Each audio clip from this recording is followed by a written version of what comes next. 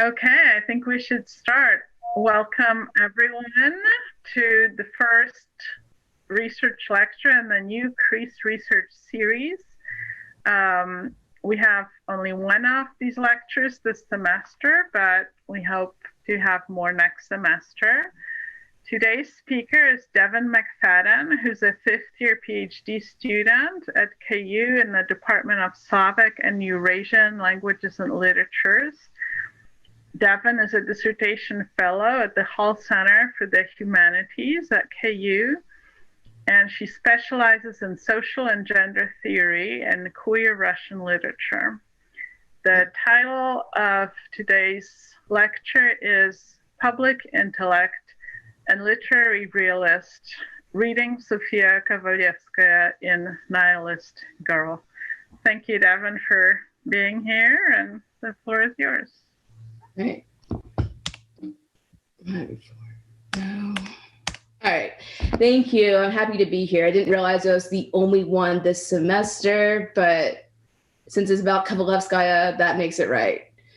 Okay, so to start, I'll provide a quick outline of what I'm going to talk about. So I'll first cover my research topic, Sofya Kovalevskaya and her literary pursuits, and then I'll contextualize it within the history of its time, and quite important for that is the novel What Is to Be Done by Nikolai Chernyshevsky.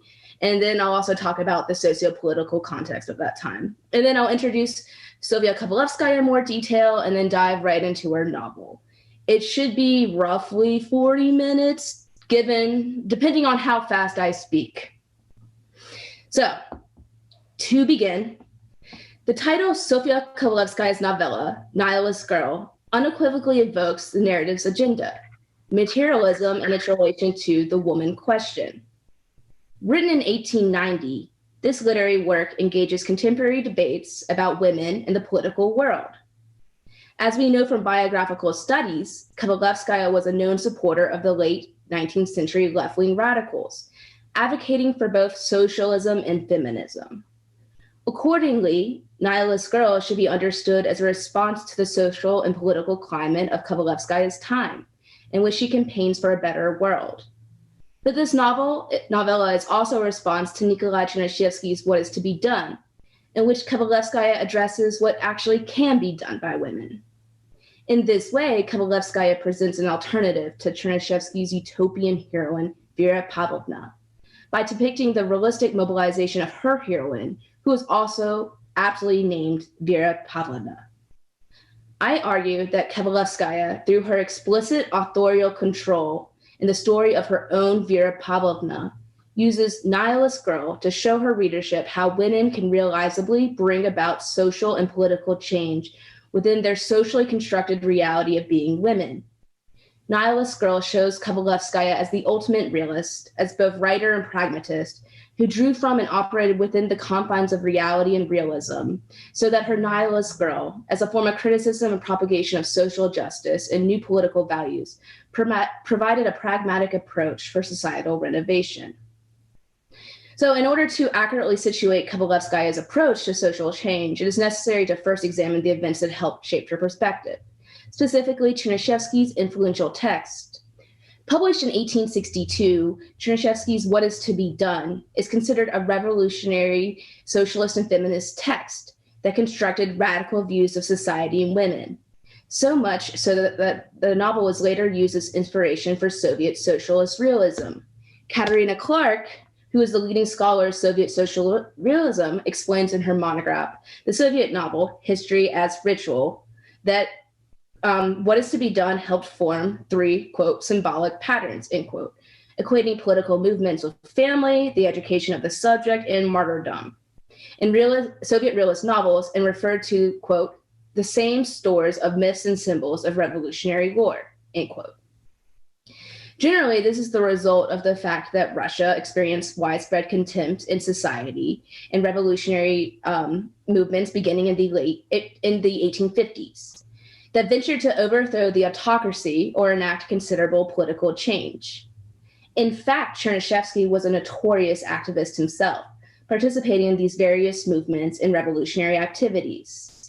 In this respect, Chernyshevsky's novel should be understood as a critique of Imperial Russia's social and political world, and as something that sought to alter the status quo.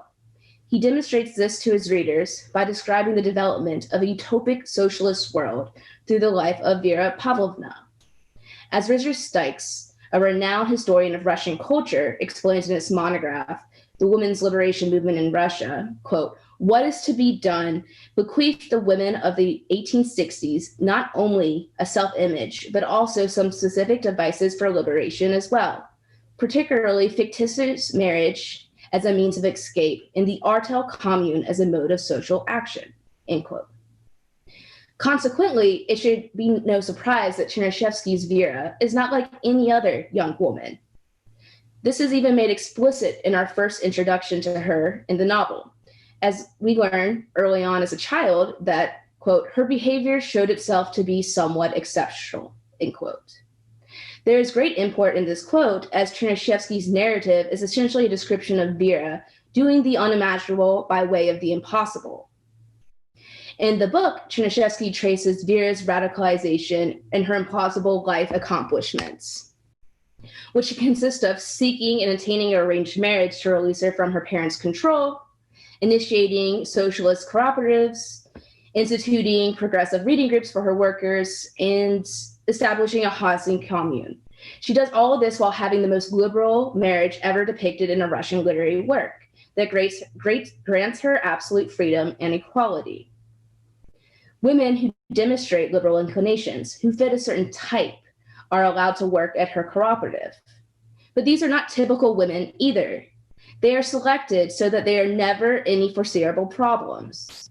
All the workers seek to help one another and maintain absolute equality, forgoing additional money or taking on extra work for the sake of fairness and uniformity. During the 1860s, an ordinary woman, one of Russian nobility or of the lowest ranks, could never do what Vera and her workers did. They were confined within marriage, the household, child rearing, or financial restraints due to their societally constructed role of being woman. Stykes clarifies how education for women starting in the 19th century was, quote, "stashes oriented," end quote, meaning that for women, the level of education they receive corresponded to their respective societal roles they would fulfill in the future. Women during this time period were very much subservient to men and thus excluded from the workforce and higher education. This is why Kovalevskaya herself left Russia in the first place to pursue a doctoral degree in Germany. Stykes notes that it was not until the 1870s that women were allowed in Russian universities, and young women of all backgrounds did not receive secondary education until the 1850s. This does not even take into account the actual likelihood of economically and socially keeping afloat a socialist cooperative during that same time period. Stykes continued to expound how women are legally dependent on their husbands and fathers for nearly every aspect of their lives. He reasons, quote, "But a woman had almost no separate civil identity. Without her husband's express permission, she could not work, study, or travel. The noble husband, needless to say, possessed his own passport and suffered no such restrictions. Before marriage, the girl's movement and activities were similarly guarded by her parents, particularly the father. In many ways, the wife-daughter's status under the husband-father was analogous to that of the landlord's serf," end quote.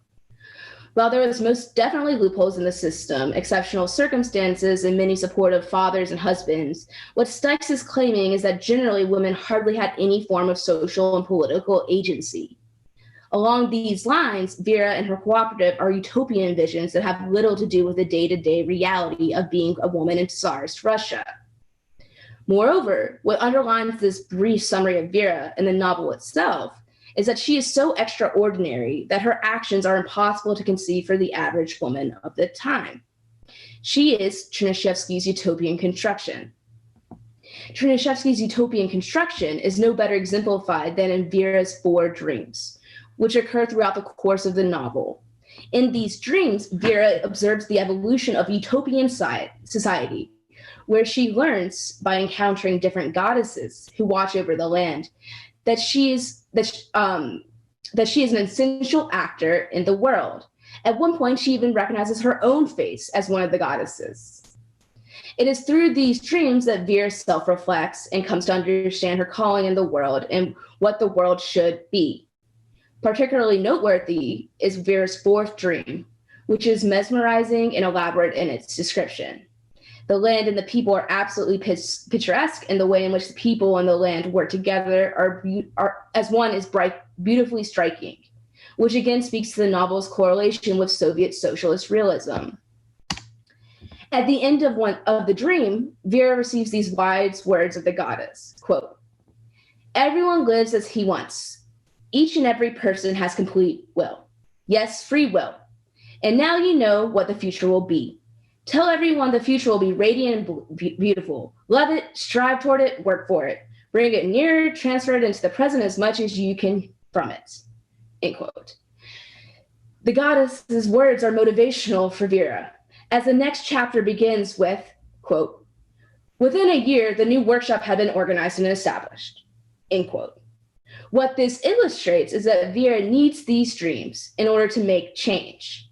She must see this other world and hear the wise words of the goddesses so that she knows how to transform her real world. This is where Kovalevskaya's Nihilist Girl comes into conversation. Kovalevskaya's Vera Pavlovna does not have dreams. She has reality, the real life of a Russian noble woman.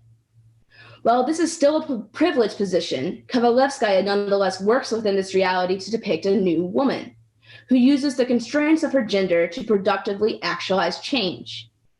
It is on these terms that we can understand Kovalevskaya's Nihilist Girl. Her Vera Pavlovna as a realistic alternate, a guide for women to effect actual progress, unlike Chernyshevsky's utopian Vera. Kovalevskaya is a renowned mathematician and critical thinker. As the first woman to receive a doctorate in Europe, she displayed exceeding talent and determination. And over time, she became particularly celebrated, known in both the European and Russian contexts. One of Kovalevskaya's biographers, Natasha Kolchevska, notes, quote, "There is little reason that Sofya Kovalevskaya was one of the leading European intellectuals of her generation. By the time of her death, she had left the mark in the public consciousness of Russia and Europe through a series of firsts," end quote. Similar to Chernyshevsky, she was prominently involved in social and political movements across Europe and Russia, and even participated in literary salons, extending herself well beyond the realm of mathematics. Even while Kovalevskaya was studying in Germany, she was especially concerned with social and political injustices, as noted by another biographer, Anne Hibler-Kolbitz. Forming the Heidelberg Women's Commune in her apartment, where women students could express progressive ideas and thoughts. Over time, she became one of Russia's first women public intellectuals, supporting feminism and promoting political change. In her later life, Kovalevskaya begins writing literature, publishing more than just Nihilist Girl, as she felt compelled to vocalize her beliefs. Kovalevskaya viewed literature as an edifying force that can be a catalyst for change. Kolchevska explicates how Kovalevskaya found literature to play a special role in disseminating her social and political agenda. Kolchevska writes, quote, "Kovalevskaya's turn late in her short life to literary pursuits similarly underlines the importance of two other interests that played an important role in her life as well, in the lives of many men and women of her generation.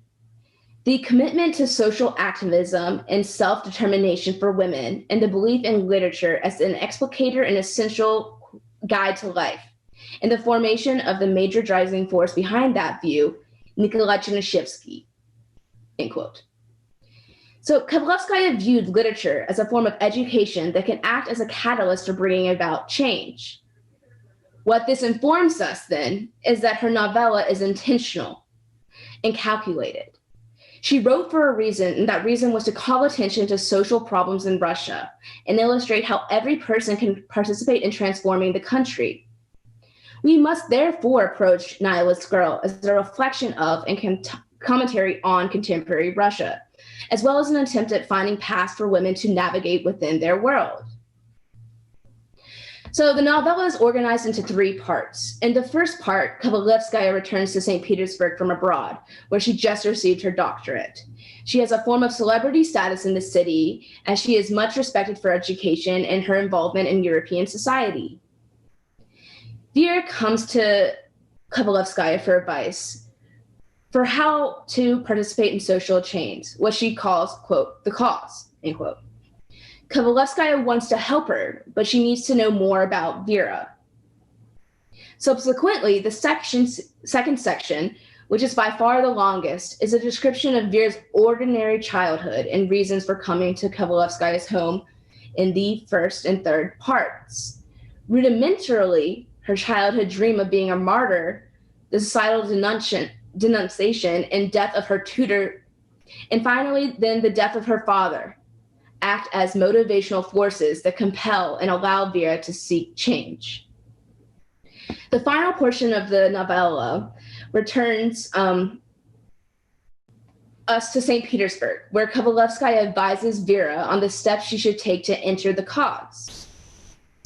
The novella ends with Vera departing to Siberia to meet her new husband, who she has saved from a life imprisonment in the Peter and Paul fortress. So, in Nihilist Girl, Kovalevskaya relies on the structure of the realist novel, as understood by literary theorist D.A. Miller, where the status quo, especially of women, is actively maintained and all else is punished. Miller's theory builds upon Michel Foucault's concept of the panopticon, to argue that the realist novel functions as a form of social discipline that indoctrinates its characters and readers to societal rules and expectations through the discrete panoptic surveillance of the narrator and the characters themselves. Miller, for instance, reasons that, quote, the aim of such regulation, the panopticon, is to enforce not so much a norm as the normality of normativeness itself, end quote. Drawing on this theory, I argue that Kovalevskaya controls her narrative through 2 specific techniques. First, she writes herself into the narrative as a narrator and as Vera's mentor, which gives her explicit authorial control as she employs her real-life status as public intellectual to openly educate and connect with her readers and show them how her novelistic world is their world as well. Secondly, Kovalevskaya exercises the realist novel's social disciplining and authorial policing. She does this by endorsing Vera and denouncing Vera's tutor, VASILTSEV'S, all the while policing Vera so that she does not act outside the boundaries of her social position, specifically as a woman, and is still able to be useful to the socio-political cause. By doing this, Kovalevskaya creates a didactic model for her readers to realistically and thus productively participate in societal renovation. As Miller explains, quote, omniscient narration might typically know all, but it can hardly do all, end quote.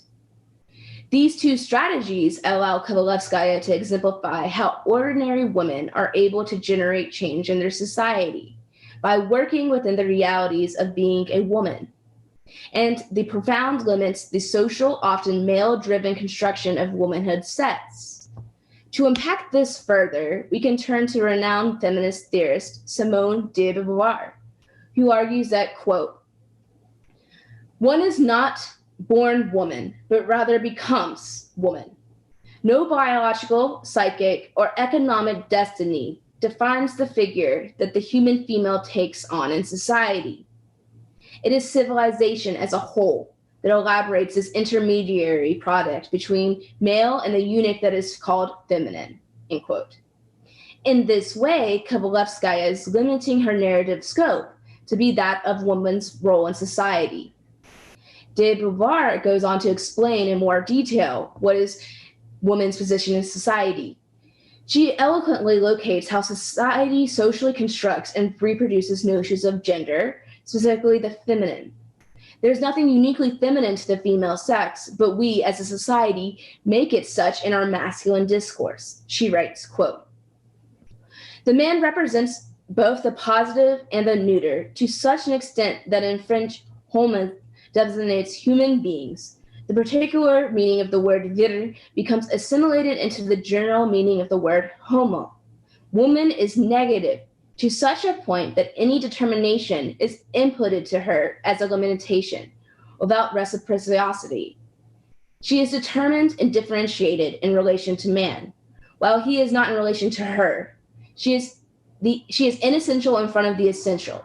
He is subject, he is absolute, she is the other, end quote.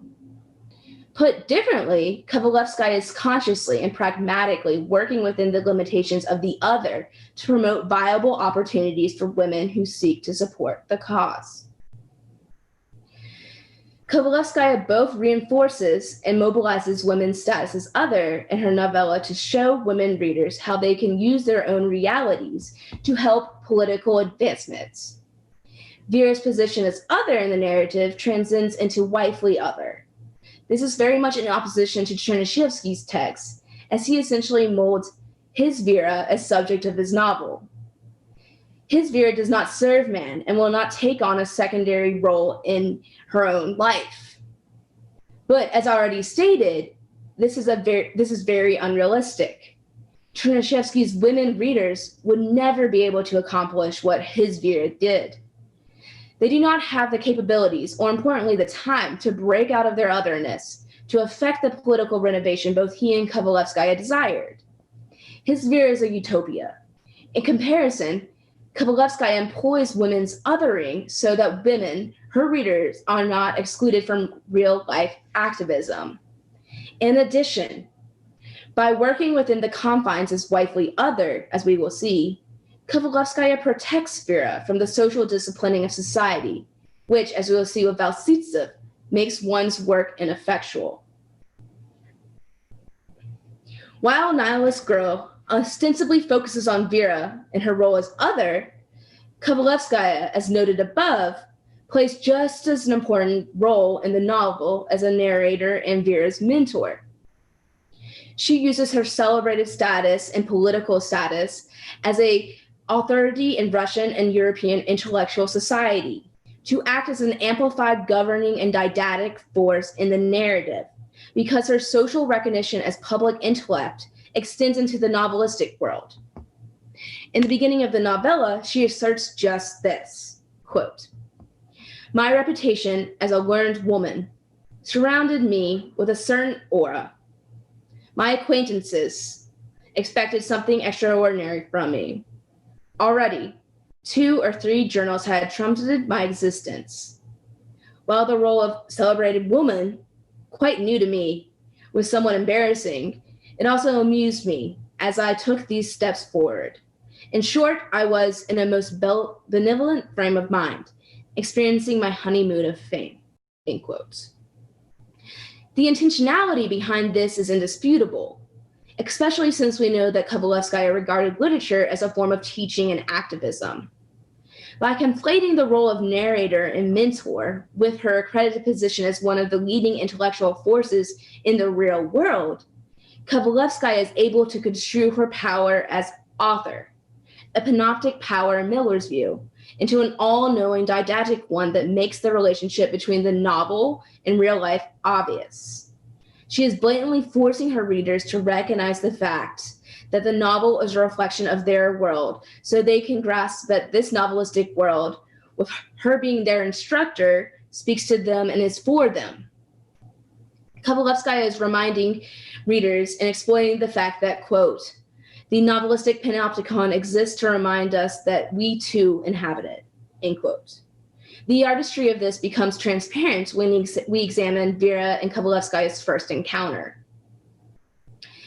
After Kovalevskaya's arrival in St. Petersburg, Vera surprises her at her apartment. During this initial meeting, Vera recognizes Kovalevskaya's standing as a respected and established public figure, and she seeks Kovalevskaya's advice. Vera goes on to explain why she needs Kovalevskaya's help, and the author approves of her longing to be part of the current political cause. This forces readers to view Vera as a role model, as someone they should praise to become. specifically because Kovalevskaya is relying on her real-world credibility to endorse Vera. Similar to how de Beauvoir explicates how women are constructed through the male gaze, we have a woman here constructed very deliberately through the female gaze in the narrative. Additionally, Kovalevskaya's genuine wish to assist her works to confer Vera and her beliefs as authentic and legitimate, not only in the novelistic world, but also in their reality. Kovalevskaya builds upon this as she tells Vera that in order to give her adequate advice, she needs to keep returning to her so she can understand Vera's life story. Generally, as already said before, the second part of the novella details Vera's life story, which takes place after the emancipation of the serfs in 1861. She is not extraordinary like Chernyshevsky's Vera. On the contrary, Kovalevskaya's Vera is an average child and woman who obeys and embodies societal norms and expectations. She is like all young aristocratic girls her age whose families were impacted by the Great Reforms. Specific to her, to supply her boredom in her parents' estates, she became captivated with Religion, a book about women martyrs in children's magazines. This is how Vera's desire to participate in the cause first develops. And once after reading one magazine, Vera exclaims, quote, "Even now one can earn a martyr's crown," end quote. While her cause is not yet political, she is obsessed with helping others and the sacrificing nature of martyrs.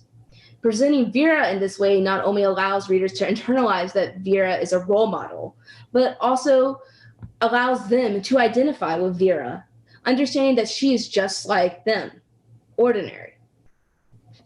By making Vera identifiable as a typical child and young woman, Kovalevskaya controls and, in Miller's terms, polices Vera, not allowing her to break free of the socially constructed confines of being a woman during this time.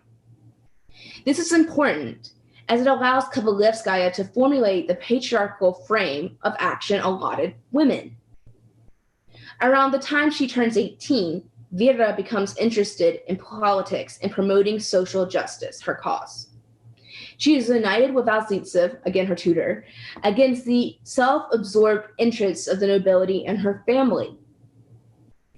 Vera starts distancing herself from them due to her increased time spent with VASILTSEV and growing awareness of socioeconomic inequalities. We see this when, during a conversation with VASILTSEV, Vera asks, quote, "Tell me about this business with peasants. I heard so many awful and nasty things at dinner today," end quote. Interestingly, regardless of the fact that Vera is having progressive tendencies, beliefs that are in tension with and critique the aristocracy, she's still kept within the confines of being a woman during this time. She remains on her family's estate, merely interacts with outsiders when they visit, and only expresses her liberal convictions during her tutoring sessions alone with VASILTSEV. Effectively, Kovalevskaya is preserving and reinforcing conventional constructions of womanhood, policing Vera so that she does not act outside the role of other. On the other hand, VASILTSEV begins committing societal misdemeanors by helping peasants during the aftermath of the Great Reform. His behavior clashes with the social norms of the aristocracy. For example, the narrator remarks, quote, "In the eyes of the neighboring landlords, however, VASILTSEV had recently committed several major offenses, but no one could establish that VASILTSEV had committed any obvious violation of the law," end quote.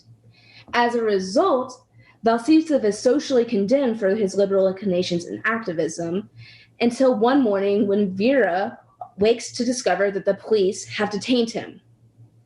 He received a government document that stated that, quote, he was an extremely dangerous person and threat to the peace of the region, end quote, and that he was to be relocated to a more desolate part of Russia.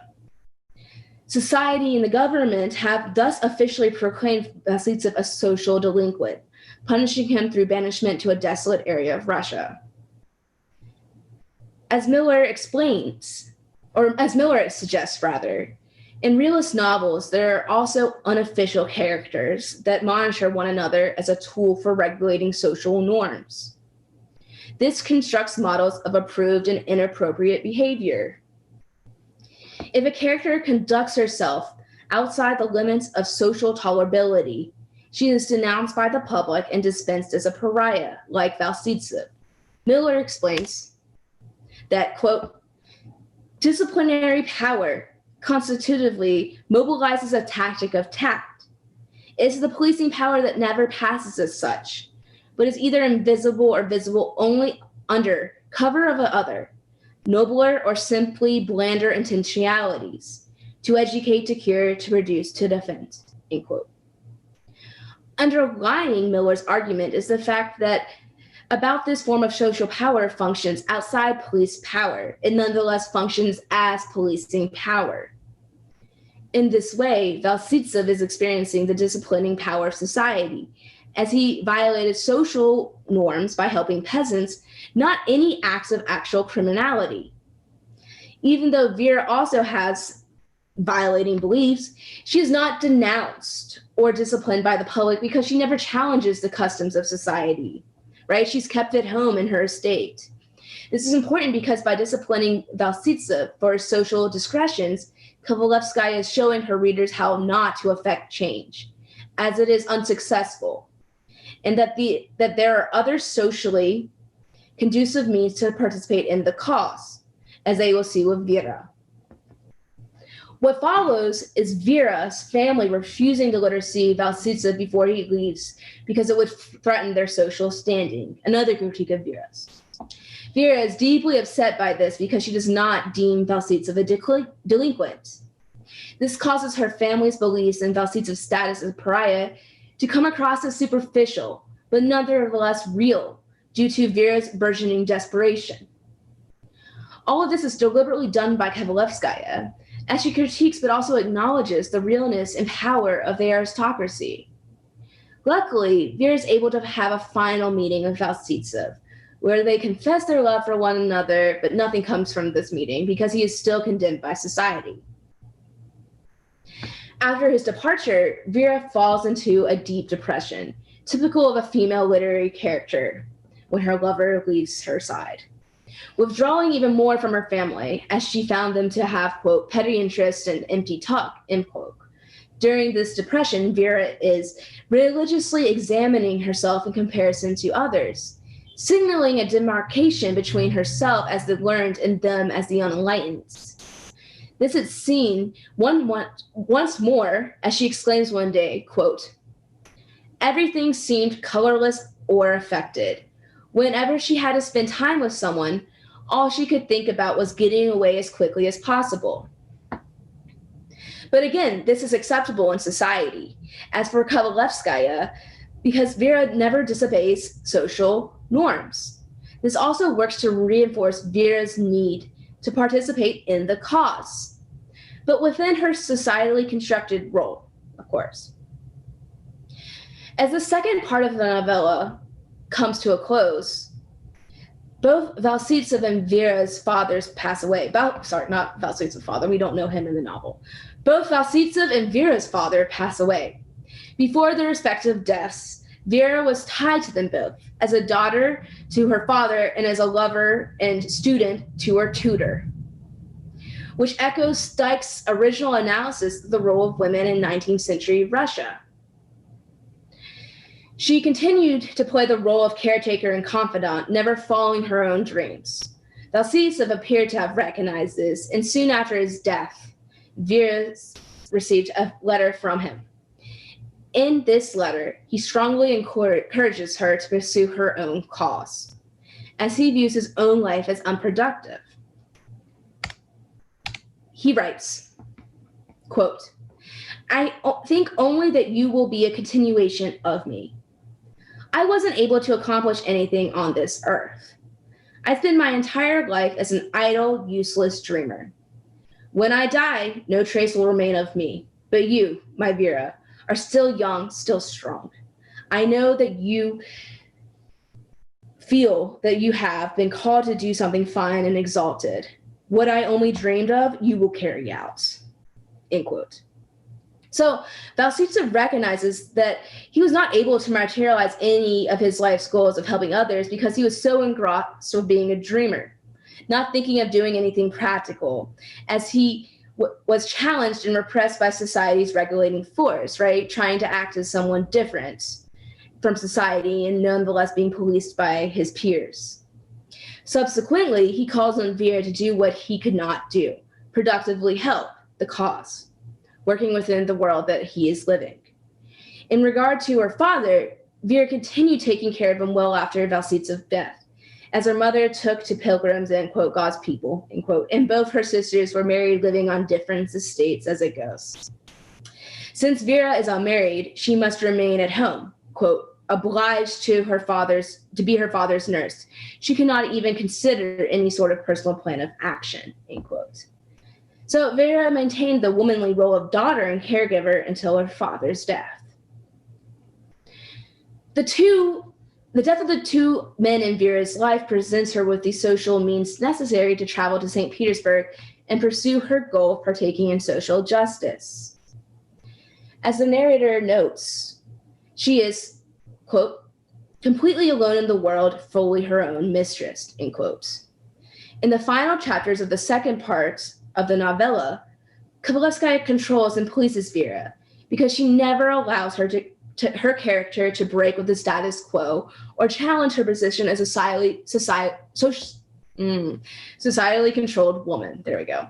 Even though she has strong liberal inclinations. In addition, she compares Vera to VASILTSEV, visibly displaying how working outside the bounds of societal norms is destructive. However, if one is able to navigate and manipulate social rules, it is possible to bring about avenues for change. So this is how Vera ends up at Kovalevskaya's doorstep in the first part, and why she sets out on her journey to Siberia in the third part of the novella. So the third part of the story describes Kovalevskaya's mentoring of Vera so that she can contribute to societal transformation. Vera strives to be a part of nihilist activity, but does not succeed, as she does not know how to get involved, nor does Kovalevskaya know any nihilists. Kovalevskaya, on the other hand, being the PhD academic she is, advises her, quote, to enroll in lectures in natural sciences while waiting for something better to come along. The women's courses had just been initiated in St. Petersburg, end quote. So this is also a subtle criticism about the education standards in Russia for women at the time. Nonetheless, Vera enrolls, but Kovalevskaya reports how she is not satisfied with her classes or the students in them. Vera complains, quote, given the woes that surround us on all sides, and we are sensitive to the suffering that afflict humankind, how can we find satisfaction in examining the eye of a fly under a microscope, end quote. Vera needs to be more actively involved with the cause in order to be fulfilled. Consequently, Kovalevskaya's mentoring does not provide Vera with the explicit help that she sought after. While this may appear to pose a threat to Kovalevskaya's capacity as public intellectual in and outside the novella, in fact it does not, because it served to contain Vera, never allowing her to violate society's rules or to actually take part in revolutionary activity. Fundamentally, she comes to find her role as a wife is more conducive to and productive for the cause, and even tells Kovalevskaya as such. She comes to this understanding when she resolves to marry the convicted felon Pavlovna. After the detention of Chernyshevsky in 1862, there were mass arrests of activists across Russian society. Any person who operated against governmental approval was detained and put on trial. Kovalevskaya is referencing this historical moment in her novella, making her novelistic world appear all the more real, as Pavlenkov is an activist who was arrested for his political beliefs. Pavlenkov is on trial with 4 other activists, but he receives the harshest sentencing, life in Peter and Paul fortress, due to the prosecutor's anti-Semitism. Most people in St. Petersburg attend their trial, including Kovalevskaya and Vera. Both Kovalevskaya and Vera are shocked and horrified by Pavlenkov's conviction, as it is essentially a death sentence. Kovalevskaya notes how the gravity of the sentencing greatly affects Vera, as she narrates that, quote, "My gaze involuntarily shifted to Vera. She stood holding the railing, white as a sheet, with eyes wide and the uncomprehending, almost ecstatic expression you encounter on the face of martyrs," end quote. All coming together now, right? So Vera's solution to this injustice is to marry him, to martyr herself, because if Pavlinkov is married, he can attain a lighter punishment and be exiled to Siberia with his wife. While Pavlinkov is thus disciplined politically, Vera exploits the confines of social policing, her own identity as a woman, and her own childhood dream of being a martyr to alleviate this burden. After all, marriage is women's main role in the patriarchy. So within 2 weeks of his verdict, Vera has married Pavlinkov. During this time, she does not visit with Kovalevskaya, but once their marital affairs settle, Vera ventures to Kovalevskaya's house. Vera comes to Kovalevskaya's house and is happy and well-dressed, which causes Kovalevskaya to comment that she has not seen Vera in this way since she first arrived in St. Petersburg.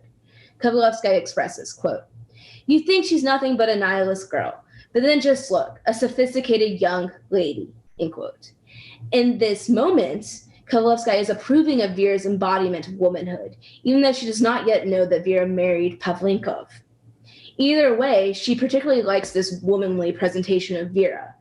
But when Kovalevskaya discovers that Vera did in fact marry Pavlinkov, she does not understand and reacts harshly. She explains, quote, What does this mean? Vera? Did you fall in love with him at first sight the way Juliet did with Romeo? Maybe while the prosecutor was tearing into him at the trial," end quote. So this is a subtle criticism on the superficial nature of the roles of women were allowed to play during this time period, as they felt exceeding external pressure to marry, but it does not mean that Kovalevskaya rejects Vera's choice. In fact, Kovalevskaya, in the role of narrator, presents the larger reasons for Vera's decision and understands the challenges and restrictions in performing the role as other, as a secondary and supporting actor in their society. Vera responds to Kovalevskaya's concern in an edifying nature. Vera rationalizes that, quote, "There can be no talk of falling in love, neither on my side nor on his. I simply married him because I had to, because it was the only way to save him," end quote. Kovalevskaya, of course, does not comprehend how Vera could make such a decision, sacrifice for a man she has never met. Interestingly, Vera retorts, quote, "Don't you understand that if I didn't do anything, absolutely everything in my power, I would be contributing to his destruction," end quote. So Vera goes on to explain that while in Siberia with Pavlinkov, she will, quote, "make a life among the exiles here. She would comfort them, serve them, and sends letters home for them," end quote. She also clarifies that she, quote, "would not have been any good at anything like revolutionary propaganda or conspiracy. For that, one needs a great mind, eloquence, the ability to affect people, to bring them under your leadership, and I have none of that," end quote. So these quotes also show Vera's belief that the best way she can contribute to and partake in the cause is to marry a man, sacrifice herself, and take on wifely duties, what she calls, quote, "real work." It is only within this realm that she has some form of power. Additionally, she admits that she would not be a good nihilist, which effectively corroborates Kovalevskaya's initially discouragement during their first meeting, or lack of encouragement to participate in revolutionary action. So this works to confirm Kovalevskaya's status and knowledge as a public intellect and her policing forces in the narrative. She knows best and never lets Vera behave outside her control. Fundamentally, we see Vera embracing the conventional role of woman as a supporting wife in order to bring about change. She is going to serve man and martyr herself for the betterment of society. While Kovalevskaya goes on to explain that she does not think she would be able to marry a man whom she does not know in the name of social justice, she still accepts Vera and approves of her actions. And this is important. And we see this very clearly in the last scene of the novella. Kovalevskaya accompanies Vera to the train station where she will depart for Siberia. Kovalevskaya thinks, quote, "The unusual excitement Vera had experienced in the first days after her bold step had subsided, and she had again withdrawn into herself, becoming that quiet, dreaming, somewhat reticent young woman I first knew. And it was exceedingly touching to see the tender care she lavished on her two companions," end quote. In this final moment, Kovalevskaya forces readers to recall their first meeting, where she initially became devoted to this young woman in order to reaffirm her acceptance of Vera, right? She saw her as the young woman she once first liked. So even though she pities Vera, she is saddened. She's saddened by her fate, perhaps showing some disappointment with the limited path of women in Russian society. We as readers know that she still supports Vera's choice. This is all the more exalted in Vera's last words. So as the train is starting to depart, Kovalevskaya cries out, quote, "I could so vividly imagine the fate awaiting this charming young woman, being that my heart grew heavy and tears rolled down my eyes," end quote. Vera sees her a little too soon. Vera sees her tears, and yells out the train window, "Are you crying for me?" Quote, "Are you crying for me?" said Vera with a bright smile. "Oh, if only you knew how much I, on the contrary, pity all of you who are staying here," end quote. Kovalevskaya's despair does not challenge Vera's decision because she, as author, lets Vera begin this journey, which speaks to Kovalevskaya's acceptance, for better or worse, of the status quo of women during this time. What's more, Vera's declaration and the last words of the novella show how she believes she attained her goal of being a part of the cause, which unquestionably demonstrates how ordinary women can be just like Vera, working within their gender to the progress of society, for the progress of society. So, the conclusion is very much in opposition to Chernyshevsky's text, as he essentially molds Vera as subject of his novel. His Vera does not serve man and will not take on the role of secondary force in her own life. But as already stated, this version of Vera was very unrealistic within the social structure of the time. Chernyshevsky's women readers would never be able to accomplish what his Vera did.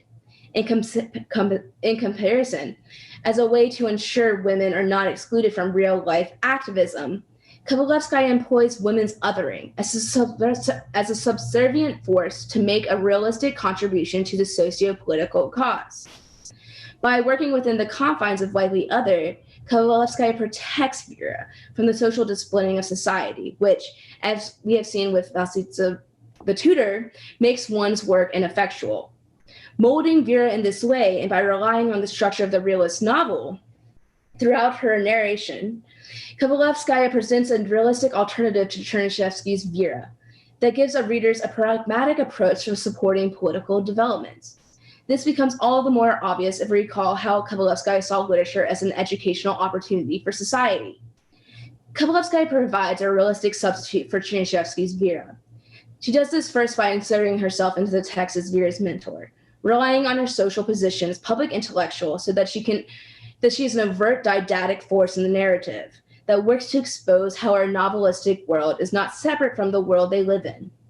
Kovalevskaya depicts Vera as an ordinary woman and young woman who fulfills the role of daughter and woman and wife so that she can be identifiable and relatable, a real woman.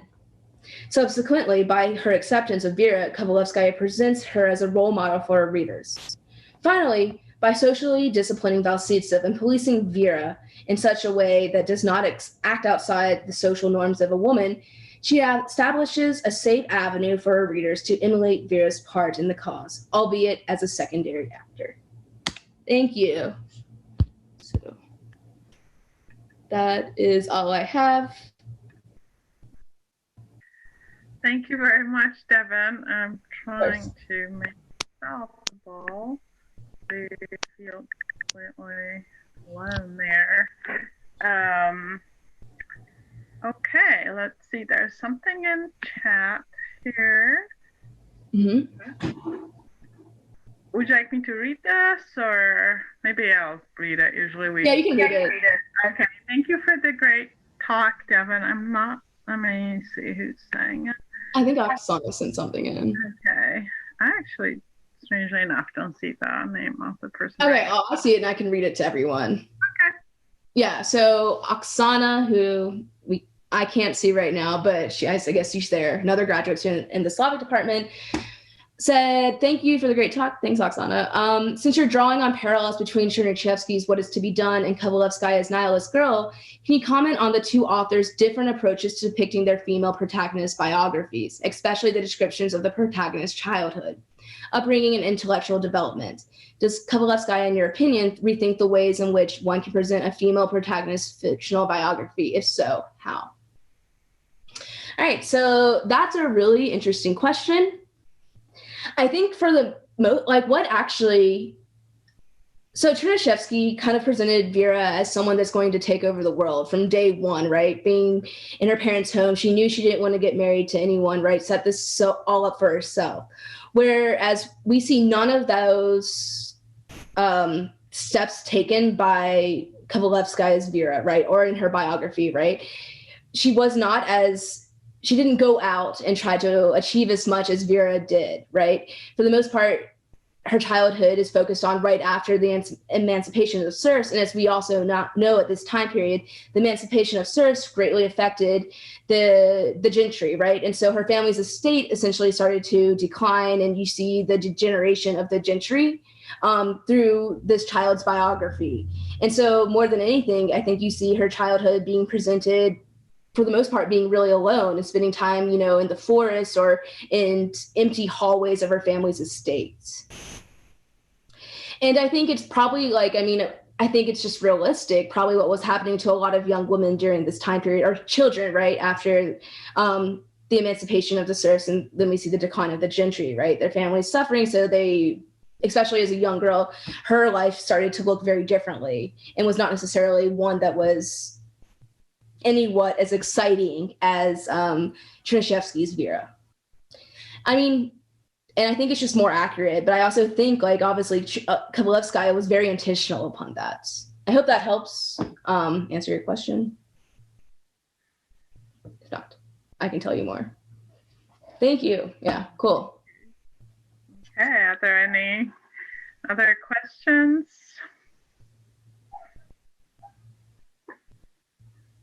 Maybe not. I guess it was just so good, no one has to ask any questions.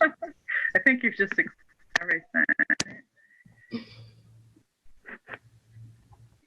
Yeah, I don't see any. That's okay. That's cool. It's Thursday. I understand people tiring, long day. And I know I probably talked a mile a minute, as everyone tells me I usually do. I think also most of us are on Zoom all day long, or the most part of the day, but we're still open to questions if there's anyone who'd like to ask one. I can see we have 16 participants.